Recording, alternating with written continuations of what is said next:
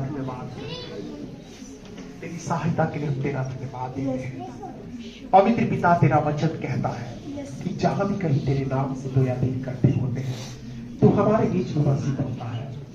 और तुझसे प्रार्थना करते हैं प्रभु कि जिस प्रकार से तू पिछले दिन हमारे साथ खड़ा रहा है, हमारी आराधनाओं को, प्रार्थनाओं को तुम्हें ग्रहण करके हमारे जीवनों को अपनी आशीषों से भरा है प्रभु, उसी प्रकार हम ये विनती करते, प्रार्थना करते हैं कि आने वाले दिनों में भी तेरी उपस्थिति हम सबके साथ में बनी रहे प्रभु जी। हम इस समय सारा आदर और महिमा आपको देते हैं और सब कुछ तेरे पवित्र हाथों में हम सौंप देते हैं। धन्यवाद करते प्रभु तेरे दास।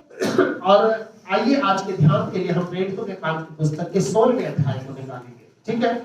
और इस 16 अध्याय के अंदर हम देखते हैं कि पौलुस प्रभु के काम को कर रहा है।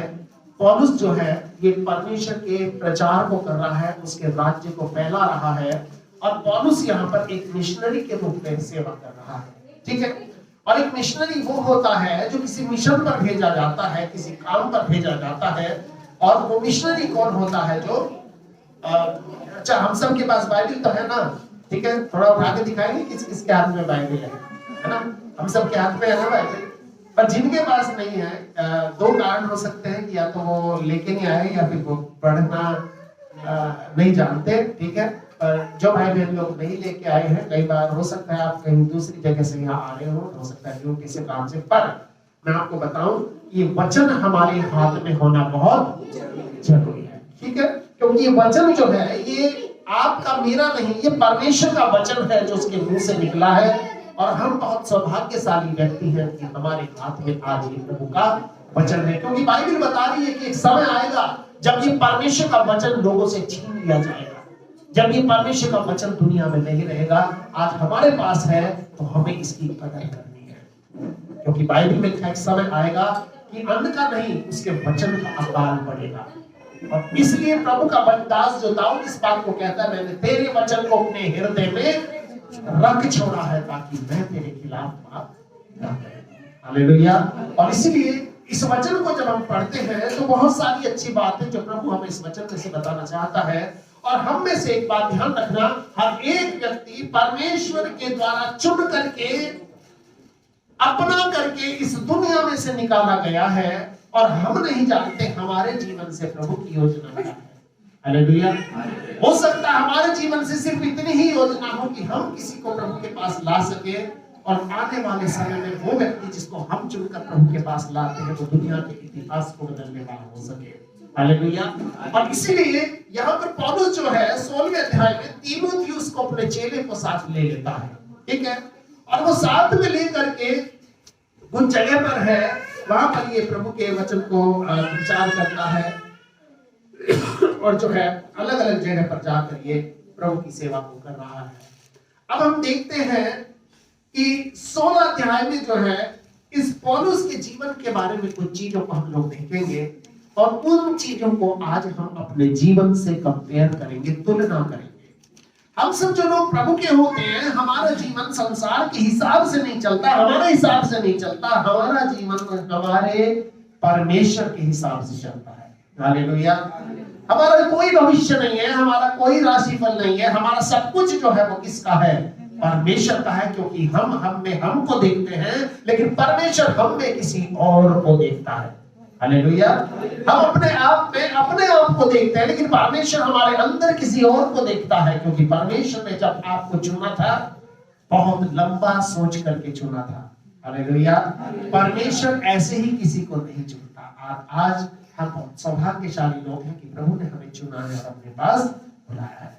क्योंकि परमेश्वर ने जिस तरह दाऊद को चुना था, वो दुनिया की नजरों में छोटा बच्चा था, नकारा बच्चा था, लड़कपन का था, लेकिन परमेश्वर ने उसके अंदर कुछ और देख रहा था। हालेलुया। परमेश्वर उसके अंदर देख रहा था कि ये वही है जो गोलियत को मार देगा। हालेलुया। परमेश्वर इस शाऊल के अंदर, जो ये शाऊल के बारे में भी हम पढ़ने जा रहे हैं, वो व्यक्ति था जो आर्मी का कमांडर था, जिसका काम ये था मसीहों को घसीट कर लाना, जेल खानों में बंद करना, उनको सताना और परमेश्वर के राज्य के कामों को रोकना। लेकिन परमेश्वर ने इस व्यक्ति को चुन लिया और इसने फिर क्या किया? पूरे के पूरे इतिहास को इसने बदल दिया। बाइबल में सबसे ज्यादा सेवा का जो मिशन का काम है वो किसी ने नहीं, पौलुस ने किया है। हालेलुया। और यहाँ पर हम प्रभु के वचन के अंदर देखते हैं कि एक बात को मैं आपको बताकर उत्साहित करना चाहता हूं। ये जो वचन लिखा है, ये वचन आज आपके और मेरे सिखाने और समझाने के लिए लिखा है। जो व्यक्ति इस वचन को पढ़ता है तो समझो इस वचन के अंदर लिखी हुई बात जो है वो उसी के लिए है, क्योंकि वचन को पढ़ना और वचन को समझना एक बहुत अलग बात है। हम कई बार पढ़ते हैं लेकिन उसको समझ नहीं सकते, और समझाता कौन है? ये पवित्र आत्मा हमको समझाता है, क्योंकि प्रभु ने जो काम उन लोगों के जीवन में किया आज आपके मेरे जीवन में भी कर सकता है, क्योंकि परमेश्वर की नजरों में जो है आप भी वैसे ही हैं जैसे पहले सदी की कलीसिया थी। हालेलुया। क्योंकि वो भी प्रभु की प्रजा थी और हम लोग भी प्रभु की प्रजा हैं। हमें बहुत ध्यान से जो है इन वचनों को समझना है, ठीक है। तो यहाँ पर पौलुस जो है सेवा कर रहा है, और ये एक ऐसी जगह में गया है कि जिस जगह पर ये मतलब कि पहली बार गया है, और इस जगह पर ज्यादा ये लोगों को नहीं जानता है। मिशनरी का काम क्या होता है? अनजाने लोगों में जाकर प्रभु के वचन को बताना, उन लोगों को प्रभु के बारे में दिखाना, अपने जीवन के बारे में उनको बताना, अपनी गवाहियों को उनको बताना, और इस प्रकार से मन को खोलने का काम किसका है? परमेश्वर का है। हालेलुया। मन को खोलने का काम किसका है? परमेश्वर। अब यहाँ पर पौलुस जो है एक जगह पर बैठा हुआ है और लोगों को क्या कर रहा है? परमेश्वर के वचन को सुना रहा है, ठीक है। और सुना कहाँ रहा है? प्रभु के मंदिर में नहीं। 13 वचन को पढ़ेंगे, 16 का 13। ये बाहर बैठे हुए कहाँ? हम नगर के फाटक के बाहर नदी के किनारे। हाँ, कहाँ बैठे हैं? समझ कर गए कि वहाँ प्रार्थना करने का स्थान होगा। हाँ। और बैठकर उन स्त्रियों से जो इकट्ठी हुई थी बातें करने लगे। एक मिनट, यहाँ पर ये कहाँ करने लगे? नदी के किनारे। अब नदी के किनारे क्या है? कोई चर्च है, कोई जगह है। ये आम एक जगह है कि इनके मन में था कि जहां भी लोग मिलते हैं वहां जाना है और प्रभु के वचन को हमें उनको बताना है। अब ये कहां गए? नदी के किनारे गए, और नदी के किनारे पर क्या हुआ? वहां किसको प्रचार कर रहे हैं? स्त्रियों को प्रचार, ठीक है। लेकिन स्त्रियों को क्यों कर रहे हैं प्रचार? क्योंकि प्रभु की आत्मा ने इनके मन में डाला कि इनको तुम प्रभु के वचन के बारे में बताओ। हाँ, आगे। लुदिया नामक थुआतीरा नगर की बैजनी कपड़े बेचने वाली एक भक्ति स्त्री सुन रही थी। अब देखो, स्त्रियां तो बहुत थी, लेकिन एक स्त्री जो थोड़ा सा दूर थी वो भी इस बात को मतलब थोड़ा सा अलग को बैठी थी। वो भीड़ का हिस्सा नहीं थी, लेकिन वो भी परमेश्वर के वचन को सुन रही थी। और आगे क्या लिखा है? प्रभु ने उसका मन खोला कि वह पौलुस की बातों पर चित्त लगाए। हाँ, क्या लिखा है? प्रभु ने, किसने? प्रभु ने उसका क्या खोला? मन खोला कि वो उसकी बातों पर चित्त लगाए। किसकी बातों पर? पौलुस की, ना कि परमेश्वर की। क्योंकि वो परमेश्वर को नहीं जानती, उसने प्रभु को नहीं देखा, पर उसने किसको देखा? उसने पौलुस को देखा है। आज दुनिया में बहुत लोग ऐसे, जब आप घर से बाहर निकलते हैं, उन लोगों ने परमेश्वर को नहीं देखा, पर उन्होंने आपको देखा है। तो वो लोग जब आपकी आवाज को सुनेंगे, तो जब आपकी आवाज निकलेगी तो प्रभु उनका मन खोलेगा, और उनका मन खोलेगा जो प्रभु के द्वारा चुना हुआ होगा। हालेलुया। लिखा है कि प्रभु ने उसका मन खोला कि वो पौलुस की बातों पर चित्त लगाए, मन लगाए। हम कई बार लोगों को बताते हैं प्रभु के बारे में, अपने बारे में बताते हैं, कुछ लोग देख के अनसुना करते हैं, कुछ लोग हमें इग्नोर करते हैं, कुछ लगता है कि शायद हम इनके साथ बेकार टाइम खराब कर रहे हैं, लेकिन कुछ लोग होते हैं जो हमारी बातों को बड़े ध्यान से सुनते हैं। और ध्यान से सुनने का मतलब चित्त लगाए, मन लगाना। ध्यान रखना, आप किसी के शरीर को कंट्रोल कर सकते हो, किसी के मन को कंट्रोल नहीं कर सकते। और ये मनों को बदलने वाला कौन है? हमारा परमेश्वर। क्योंकि बाइबल कहता है कि मैं यहोवा हूं, मेरी दृष्टि कहां लगी रहती है? मनों पर, जो हृदय को जांचता और मनों को तोड़ता है। हालेलुया। और इसलिए प्रभु ने उनके मन को खोला कि वो पौलुस की बातों पर चित्त लगाए। और 15 वचन में क्या लिखा है? जब उसने अपने घराने समेत बपतिस्मा लिया तो उसने हमको विनती की। हाँ, एक मिनट, हमसे विनती की। बातों में चित्त लगाया। चित्त लगाने के बाद अपने पूरे घराने समेत क्या लिया? बपतिस्मा लिया। या वो ये कहने लगी नहीं कि अभी 7-2 साल में लूंगी, अभी तो अभी चर्च जाना, अभी तो प्रभु को ठीक से जानते भी नहीं। भाई ने लिखा जो विश्वास करे वो क्या ले? बपतिस्मा ले, और जो नहीं लेगा वो दोषी ठहराया जाएगा। इसका मतलब कि इसने विश्वास किया, और ना सिर्फ इसने विश्वास किया, पर बाइबल बताती है अपने घराने समेत क्या किया? बपतिस्मा लिया। और आगे क्या हुआ? यदि तुम मुझे प्रभु की विश्वासिनी समझते हो तो चलकर मेरे घर में रहो। हाँ, और वह हमें मना कर ले गई। और वो हमें मना कर ले गई। ये रूठे हुए थे क्या जो मना कर ले गई? मना कर इसलिए ले गई क्योंकि इस देश के अंदर, इस शहर के अंदर 1 या 2-4 आदमियों का किसी स्त्री के घर में रहना अच्छी बात नहीं। ये कर नहीं, लोग क्या कहेंगे, मोहल्ले वाले क्या? उसने कहा कोई कुछ भी कहे, मैंने प्रभु को पाया है और प्रभु ने आपसे मुझे मिलाया है, इसलिए आप चलकर मेरे घर में रहो। तो यहाँ पर हम वचन में पढ़ते हैं कि वो हमें मनाकर ले गई। इसका मतलब कि उसको इतनी खुशी हुई प्रभु को पाने की, वो चाह रही थी ये प्रभु के जो लोग हैं मेरे साथ रहे, हमारे करीब रहे, ताकि और भी ज्यादा हम इनकी संगति में समय बिता सके। फिर आगे क्या लिखा है? हाँ, जब हम प्रार्थना करने की जगह जा रहे, अब क्या हुआ कि अब इनको रहने का एक ठिकाना मिल गया। ठीक है, अब क्या हुआ, ये नहीं रात को वहां सोते थे, अपना खाना वाना खाते थे, अब सुबह ये उठे, अब ये कहीं जा रहे हैं। ठीक है, बहुत अच्छा इन्होंने काम किया। पौलुस अपने आप को कह रहा होगा, देखो प्रभु ने कितना बढ़िया काम कर दिया, एक परिवार को हमने प्रभु के लिए जीत लिया, बहुत मजा आ गया। लेकिन आगे क्या हुआ? जब हम प्रार्थना करने की जगह जा रहे थे तो हमें एक दासी मिली, जिसमें क्या थी? भाभी कहने वाली आत्मा। का मतलब क्या होता है कि पुराने जमाने में, पुराने समय में, आज भी हर गली मोहल्ले में एक औरत ऐसी होगी जो, बताया था मैंने, जो मोहल्ले की डॉन होती है। मतलब सारे लोग उससे डरते हैं, उसके घर वाले भी उससे डरते हैं। क्यों? या तो उसकी सिर्फ देवी आती होगी, या कोई और मसला होगा, या कोई और ऐसी बात होगी, तो सब लोग उसको क्या बोलते हैं? बड़ा मोहल्ले में आदर होता है, समाज में आदर होता है, बड़ा सम्मान उसका लोग करते हैं। और वो क्यों करते हैं? वो इसलिए करते हैं ताकि उनको डर होता है कि इसके पास जो आत्मा है वो हमारा बुरा ना कर दे, हमारा हमेशा ये भलाई करे। उसमें भाभी कहने वाली आत्मा थी। और क्या लिखा है? और भाभी कहने से अपने स्वामियों के लिए बहुत कुछ कमा लाती थी। और भाभी कहने से, लोगों के बारे में बताने से, लोगों का क्या बोलते, पूछा देने से अपने स्वामियों के लिए बहुत कुछ कमा लाती थी। अब स्वामी कौन थे?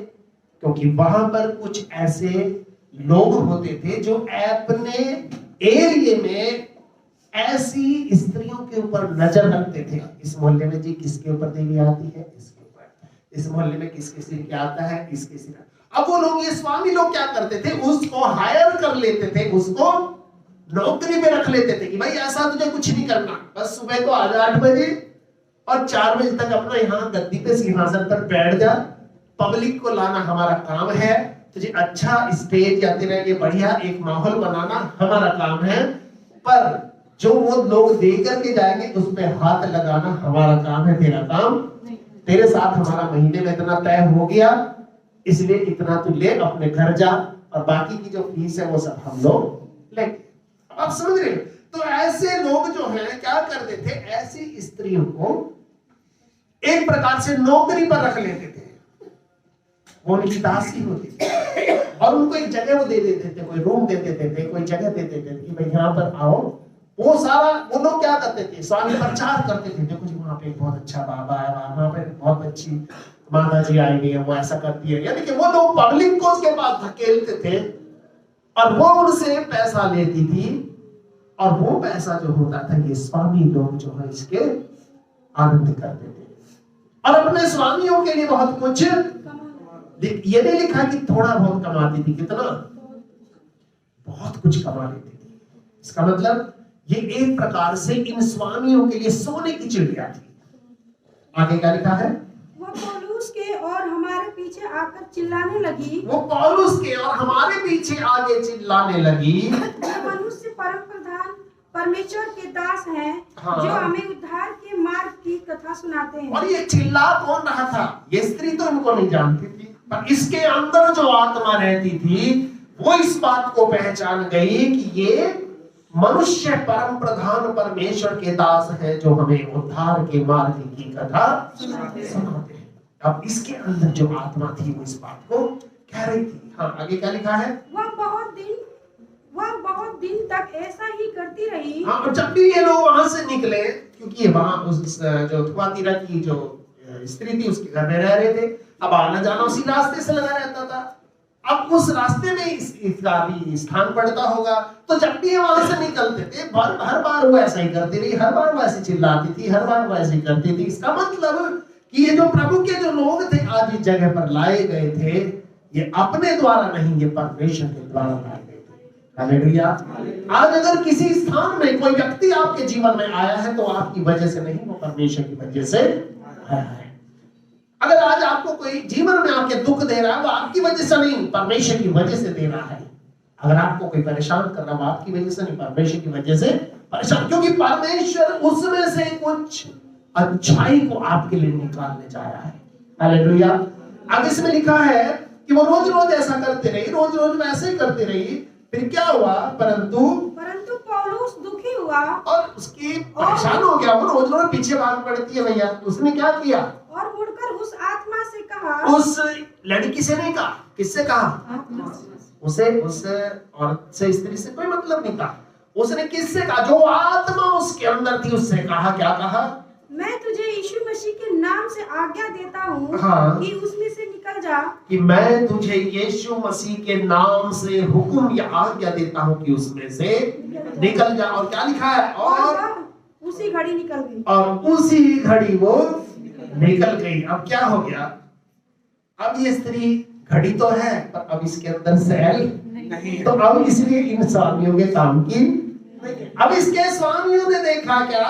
जब उसके स्वामियों ने देखा कि हमारी कमाई का आशा जाती रही, कि भैया जो भी कमा रही थी ये तो बंदों ने सारी खत्म ही कर दी। इसका मतलब कि उन्हें उस लड़की से कोई मतलब नहीं था, उसके परिवार से, उसके जीवन से कोई मतलब नहीं था, उन्हें उस आत्मा से मतलब था जो उसके अंदर है। अब उन्होंने देखा कि हमारी कमाई की आशा जाती रही, तो पौलुस और सिलास को पकड़ के चौक के प्रधानों के पास खींच ले गए। हाँ, और उन्हें फौजीदारी के हाकिमों के पास ले गए। हाँ, और कहा, ये लोग जो यहूदी हैं, हाँ, हमारे नगर में बड़ी हलचल मचा रहे हैं, हाँ, और ऐसी रीतियां बना रहे हैं जिन्हें ग्रहण करना या ऐसी रीतियां, ऐसी तरकीब बता रहे जिसे हमें ग्रहण करना या मानना हम रोमियों के लिए ठीक नहीं। हाँ। तब भीड़ के लोग उनके विरोध में इकट्ठे होकर इधर आए। हाँ। और हाकिमों ने उनके कपड़े फाड़कर उतार डाले। हाँ। और उन्हें बेंत मारने की आज्ञा दी। हाँ। बहुत बेंत लगवाकर उन्होंने उन्हें बंदी गृह में डाल दिया। हाँ। और दरोगा को आज्ञा दी कि उन्हें चौकसी से रखे। हाँ। उसने ऐसी आज्ञा पाकर उन्हें भीतर की कोठरी में रखा और उनके पांव कांट में ठोक दिए। आप देखो क्या हुआ। काम क्या कर रहे थे? अच्छा काम कर रहे थे, उनके काम को कर रहे थे, बहुत अच्छा लगा, बड़ी गवाहियां मिली। देखो, एक स्त्री ने कितना, बेचारी ने अपना घर भी दे दिया है ना, हमने दुष्ट आत्मा भी निकाल दिया, हमने ये सब कर दिया, वो कर दिया। लेकिन उसके बाद थोड़ा सा वक्त बदल गया। और वक्त बदलना का क्या था कि अब सब लोग क्या कर रहे थे? इनको पकड़ लिया। ये स्वामी जो थे, ये पैसे वाली पार्टियां थी। तो ये जो पैसे वाली पार्टियां थी, इनके हाकिम लोग सब जानकार थे, अच्छे पैसे वाले लोग थे। और पैसा कहां से कमाया था? उस स्त्री जैसी कितनी स्त्रियां होंगी जिनको इन्होंने जगह बना करके दिया होगा, और वहां से ये क्या करते थे? पैसा कमा देते थे। आज भी आपने देखा होगा, जब शनिवार का दिन आता है, आजकल तो पता नहीं है भी या नहीं, कुछ लोग शनि का जो मांगने वाले होते हैं वो अपना डोल सा वो अलग अलग चौराहे पे जाकर के रख देते हैं, और बाद में वो कलेक्शन के लिए जाते हैं, उनको उठा करके लाते हैं। क्योंकि एक व्यक्ति कम से कम 20-30 जगह ऐसे रख देता है, और वहां से कुछ भी जो उनको मिल जाता है। तो बिल्कुल इसी तरह से स्वामी थे, ये उस चीज की जगह ऐसे ऐसे स्त्रियों को अपने अपने स्थान को लेकर के उनको वहां बैठाते थे। अब उन्होंने देखा कि अपने स्वामियों के लिए जो बहुत कुछ कमा करके लाती थी, अब इनकी कमाई की आशा खत्म हो गई। तो यहाँ पर कई बार हम देखते हैं कि लोग आपसे इसलिए भी नाराज होंगे क्योंकि वो जैसे हैं वैसे ही रहना चाहते हैं, वो खुद को बदलना नहीं चाहते। लेकिन हमारा काम है लोगों को प्रभु के बारे में बताना, हमको लोगों को प्रभु के बारे में चीजों को सिखाना। आगे इसमें लिखा है कि जब उसके स्वामियों ने देखा हमारी कमाई क्या से जाती रही, तो पौलुस और सिलास को पकड़कर जो है उन्होंने क्या कर दिया, जेल में डाल दिया। और 14 वचन में क्या लिखा है कि जेल के बाहर नहीं डाला, कहां, अंदर की कोठरी में। 7 तरह की कोठरियां हुआ करती थी, 7 तरह की, मतलब जितना, और 7वीं जो कोठरी अंधेर कोठरी होती जो सबसे अंदर होती थी, जिसमें खतरनाक मुजरिमों को रखा जाता था। अब आप समझ सकते हो कि इस आखिरी की कोठरी में थी, और वचन में भी लिखा है कि ना सिर्फ उनको उस अंधेरी कोठरी में रखा, पर उनके हाथ और पांव ने क्या कर दिया, काट ठोक दी, लकड़ियां ठोक दी, मतलब ये कभी भाग नहीं सकते। ठीक, आगे क्या लिखा है। अब क्या हुआ, ये ऐसी परिस्थिति में थे। आप और मैं अगर ऐसी परिस्थिति में आए तो हम सबसे पहले क्या करेंगे, हम परमेश्वर को कोसना शुरू कर देंगे। प्रभु देखो, हमने तो तेरे लिए प्रचार किया, हमने ये काम कर दिया, तूने आज हमें इस हालत में पहुंचा दिया। तो कई बार परमेश्वर हमारे जीवन को ऐसी स्थिति में ले आता है कि जहां पर हमें शर्मिंदगी का, दुख का, पीड़ाओं का सामना करना पड़ता है, लेकिन असलियत सिर्फ और सिर्फ कौन जानता है, परमेश्वर जानता है। और आगे इसमें लिखा है कि आधी रात के लगभग पौलुस और सिलास परमेश्वर क्या प्रार्थना करते हुए परमेश्वर के भजन गा रहे थे, और कैदी उनकी। अब देखो, आधी रात का समय था। ये लोग चिंता करने की बजाय, परेशान होने की बजाय, ये प्रार्थना करते हुए, क्या लिखा है, परमेश्वर के भजन गा रहे थे। और वचन में क्या लिखा, कैदी उनकी सुन रहे थे। ये वो जमाना था कि जिस जमाने में 6 बजे चूल्हे चढ़ जाते थे। आज से अगर पीछे की तरफ जाओ आप 20-30 साल पहले, तो गांव जैसे इलाके जो होते थे, क्योंकि उस समय लाइट नहीं होती थी, तो लोग क्या करते थे कि दिन ढलने से पहले पहले वो चूल्हा चढ़ाते थे, रोटी सब्जी जो भी कुछ तैयार करना कर देते थे। 7, 8, 7:30 तक सब कुछ खा पी करके फिट हो जाते थे, और 8, 8:30 तक सब लोग गहरी नींद में चले जाते थे। आज लाइट है सब घरों में, तो इसलिए लोगों को जागना थोड़ा देर तक लोग जाग लेते हैं। और वो लोग क्या होते थे, सोई क्या हो जाते थे, उठ जाते थे। इसमें ये लोग जो आधी रात के समय पौलुस और सिलास प्रार्थना करते हुए परमेश्वर के भजन गा रहे थे, और कैदी उनकी, इसका मतलब ये जो भजन गा रहे थे, कैदियों ने ये नहीं कहा यार पागल हो क्या तुम आधी रात में उठ करके गाने गा रहे हो। अगर आप सो रहे हो और आपके कान के पास एक स्पीकर ऑन कर दिया जाए तो आपको कितना गुस्सा आएगा, क्या कहोगे, यार मैं तो कम के थक के आया हूँ, परेशान हो के आया हूँ, और तुम ये काम कर रहे हो। कई बार जब हम सोते हैं, आराम करते के बाद छोटे छोटे बच्चे में डिस्टर्ब करते हैं, उनको डांट करके क्या करते हैं, भगा देते हैं। क्यों? क्योंकि हमें आराम के समय में ऐसी किसी चीज की शोर की आवाज को सुनना बिल्कुल पसंद नहीं। लेकिन इनके मुंह से निकलने वाला वचन इतना अच्छा था कि कैदी उस बात को आराम से सुन रहे थे। हालेलुया। ये कैदी वो थे जिनसे कठिन परिश्रम कराया जाता था, जिनसे जेल में बहुत मेहनत कराई जाती थी। इन कैदियों को बहुत ही मारा पीटा जाता था कि हारे ये कैदी होते थे। आप समझ सकते हो, ये आधी रात के समय खुद भी भजन गा रहे हैं, और ये कैदी भी इनकी बात को सुन रहे हैं। और चूंकि ये परमेश्वर के वचन को, उसकी बात को सुन रहे हैं, तो इसका मतलब इनके जीवन के अंदर कुछ काम हो रहा है, क्योंकि परमेश्वर का वचन बोला हुआ या बताया हुआ कभी बेकार नहीं जाता। आगे क्या लिखा है, इतने में एकाएक बड़ा भूकंप आया, और इतने में एकाएक बड़ा भूकंप आया, यहाँ तक कि बंदी गृह की नींवें हिल गई, और तुरंत सब द्वार खुल गए और सबके बंधन खुल गए। इसका मतलब ये जो भूकंप आया था, क्यों आया था? क्योंकि यहोवा परमेश्वर वहां पर उतर आया था। हालेलुया।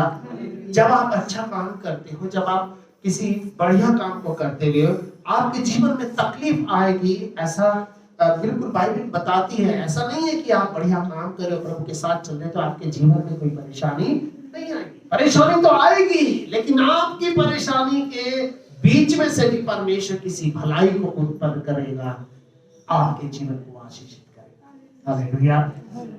ये वचन गा रहे थे तो वचन में क्या लिखा है कि दरोगा जाग उठा और दरोगा जाग उठा और बंदी गृह के द्वार खुले देखकर समझा कि कैदी भाग गए हैं। हाँ, अतः उसने तलवार खींचकर अपने आप को मार डालना चाहा। और इसलिए उसने काम किया कि भाई ऐसा है, कैदी तो भाग गए, उसके मन में था।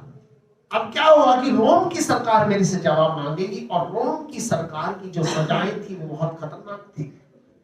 अगर कोई दरोगा के जेल में से कोई व्यक्ति भाग जाता है और एक के बजाय अगर 2 व्यक्ति भाग जाते, एक पे तो उसे छोड़ देते थे, अगर 2 व्यक्ति भाग जाते थे उस जेलर को बीच में से आरे से क्या करते थे, कटवा देते थे। आज भी कितने म्यूजियम ऐसे हैं जिसमें अगर आप जाओगे तो आपको वो सिस्टम मिलेगा जैसे आदमियों को आरे से काटा जाता था। और मैं आपको बताऊं कि ये सजा इतनी खतरनाक, उसने सोचा कि शायद वहां भी बाहर भी मरना ही है, और इससे पहले मैं अपने आप को क्या कर लेता हूं। अब ये जेलर कहां है? ये तो बाहर की तरफ है, ठीक है। जैसे केबल होते हैं, बहुत बड़ी फैक्ट्री है, और बाहर जो सिक्योरिटी का ऑफिस होता है वो कहां होता है? सबसे बाहर होता है, ताकि आप जब फैक्ट्री में घुसो तो पहले पूछता है किस लिए आए, कहां से मिलना, किससे मिलना, किस डिपार्टमेंट में जाना, क्यों जाना। ये बहुत बड़ी जेल थी, ये ऑफिस बाहर, लेकिन अंदर कुछ हो रहा है। लेकिन ये व्यक्ति जो है इतना घबरा गया था कि अब इसने सोचा कि शायद अब मुझे अपने आप को मार लेना चाहिए। आगे क्या लिखा है? परंतु पौलुस ने ऊंचे शब्द से पुकार कर कहा, पौलुस कहां था? पौलुस कहां था? सबसे अंदर लास्ट में। और ये व्यक्ति कहां था? तो पौलुस को क्या पता है ये क्या कर रहा है, या पौलुस इसको क्यों जानता है? क्योंकि पौलुस को पवित्र आत्मा ने दिखा दिया कि तू जिसके लिए इस जेल में भेजा गया है वो व्यक्ति अपने आप को मारने जा रहा है। Hallelujah, hallelujah. और आगे लिखा है, उसने कहा, क्या कहा कि अपने आप को नुकसान कुछ हानि ना पहुंचा, हाँ, क्योंकि हम सब यही हैं। क्या लिखा है? हम सब यही हैं। हालेलुया, जोर से बोलेंगे हालेलुया। हम सब का मतलब ये जितने कैदी हैं और हम लोग भी यही हैं, हम भागे। हालेलुया। तो इसलिए जब ये गाने गा रहे थे, कैदी इनकी सुन रहे थे, तो इसका मतलब जब प्रभु का वचन बोया जा रहा था, जब परमेश्वर का वचन मुंह से निकल रहा था, तो इनके जीवन भी वहां पर बदल रहे थे, इनकी आदतें बदल रही थी, इनके स्वभाव बदल रहे थे। अब सब यही है। आगे क्या लिखा है? तब वह दिया मंगवा कर भीतर लपका। अब वो टेस्ट करने के लिए, चेक करने के लिए, क्योंकि उस समय लाइट नहीं थी, मैंने बताया ना, लोग जल्दी सो जाते थे। वो दिया जला करके, दिया का मतलब एक लैंप मंगाकर या कोई ऐसी मशाल मंगाकर अंदर की तरफ लपका, और कांपता हुआ पौलुस और सिलास के आगे गिरा। और कांपता हुआ पौलुस और सिलास के आगे गिरा, और उन्हें बाहर लाकर कहा, और उनको बाहर लाकर कहा। एक मिनट, उनके आगे क्यों गिरा? क्योंकि उसको ये था कि ये इतने अंदर है, इनको कैसे पता चला कि मैं अपने आप को मारने जा रहा हूं। ये समझ गया कि ये लोग कोई आम लोग नहीं है, इनके बंधन भी फिक्स आ रहे, कितना भी भूकंप आ जाए, कुछ भी हो जाए, छत गिर जाए, लेकिन आपके पैरों की बेड़ियां नहीं खुलेंगी। छत गिर जाएगी, दरवाजे गिर जाएंगे, मकान गिर सकता है, लेकिन एक चीज जो आपके पैरों में बंधी हुई है, उसको खोलने के लिए कौन है? सिर्फ उसको खोलने के लिए प्रभु के आसमान के फरिश्ते वहां उतर आए थे, स्वर्गदूत उतर आए थे, वहां पर यहोवा उतर आया था। यहोवा कौन है? वो सेनाओं का यहोवा है। एक एक व्यक्ति को जो है उन्होंने क्या कर दिया? आजाद कर दिया। और इसीलिए जब हम प्रार्थना करते हैं, आधी रात के समय हम बैठ करके प्रार्थना करते हैं, पिछली बार मैंने आपको बताया था कि आधी रात की प्रार्थना का बहुत बड़ा क्या होता है? महत्व होता है, क्योंकि हम अपने आराम के हिस्से को प्रभु को देते हैं, हम अपने सुखों को प्रभु को देते हैं। जब प्रभु को अपना कुछ कीमती हम देते हैं तो प्रभु उसको ऐसे ही नहीं रखता। आगे इसमें लिखा है, क्या लिखा है? और उन्हें बाहर लाकर कहा, हाँ, हे सज्जनों, उद्धार पाने के लिए मैं क्या करूं? हे सज्जनों, हे अच्छे लोगों, हे बढ़िया व्यक्तियों, उद्धार पाने के लिए मैं क्या करूं? उन्होंने कहा, प्रभु यीशु मसीह पर विश्वास कर तो तू और तेरा घराना उद्धार तो पाएगा। ना सिर्फ तू, लेकिन तेरे साथ तेरा घराना भी क्या पाएगा? उद्धार पाएगा। हाँ, आगे। और उन्होंने उसको और उसके सारे घर के लोगों को हाँ। प्रभु का वचन सुनाया। हाँ, उसने उसको और उसके सारे घर के लोगों को प्रभु का वचन सुनाया। और रात को उसी घड़ी हाँ। उसने उन्हें ले जाकर हाँ। उनके घाव धोए। हाँ, उनके घाव धोए। किसने धोए? उस दरोगा। बाइबल में लिखा है, वो यहोवा मारता है तो वही चंगा भी करता है, और वही हमारे घाव पर मरहम पट्टी करता है। ठीक है, उनके घाव धोए और क्या किया? और उसने अपने सब लोगों समेत जितने भी उसके घर घराने के लोग थे, सब लोगों समेत क्या लिया? बपतिस्मा लिया। और क्या किया? तब उसने उन्हें अपने घर में ले जाकर उनके आगे भोजन रखा। अब तुम कैदी नहीं हो, मेरे घर में मेरे अतिथि हो, मेरे मेहमान हो, मेरे लिए सम्मान का विषय है। हाँ, उनके आगे भोजन रखा। और सारे घराने समेत परमेश्वर पर विश्वास रख के आनंद किया। और सारे घराने समेत परमेश्वर पर विश्वास करके क्या किया? आनंद किया। हालेलुया। तो आप यहाँ पर हम प्रभु के वचन में से इस बात को पढ़ते हैं। आगे थोड़ा सा पढ़ेंगे तो अब क्या है कि परमेश्वर की योजना ये थी कि उनको वो इसी काम के लिए वहां पर लेकर के गया था। क्यों? क्योंकि परमेश्वर उस जेलर के घर पर घराने को बचाने जा रहा था। हालेलुया। कई बार जब हमारे जीवन में परिस्थितियां बदलती हैं, चीजें बदलती हैं, लोग कई बार बदलते हैं, कई बार लोगों के विचार हमारे लिए कई बार बदलते हैं, पर ध्यान रखना ये सब कुछ इसलिए है क्योंकि परमेश्वर कुछ हमारे जीवन के द्वारा अब बड़ा करने जा रहा है। हालेलुया। आगे थोड़ा सा एक वचन और आगे पढ़ेंगे, क्या लिखा है? जब दिन हुआ तो हाकिमों ने सिपाहियों के हाथ पहला भेजा कि एक मिनट, अगले दिन, यानी कि परमेश्वर की योजना पूरी हो गई, तो अब प्रभु इनको जेल में रहने थोड़े ही देगा। जिस कार्य के लिए प्रभु ने इनको वहां भेजा था, अब वो काम पूरा हो गया। अब प्रभु क्या कह रहा है? अगले दिन क्या हुआ? हाँ, हाकिमों ने उसके पास सिपाहियों के हाथ फैला भेजा कि उन मनुष्यों को छोड़ दे। हाँ।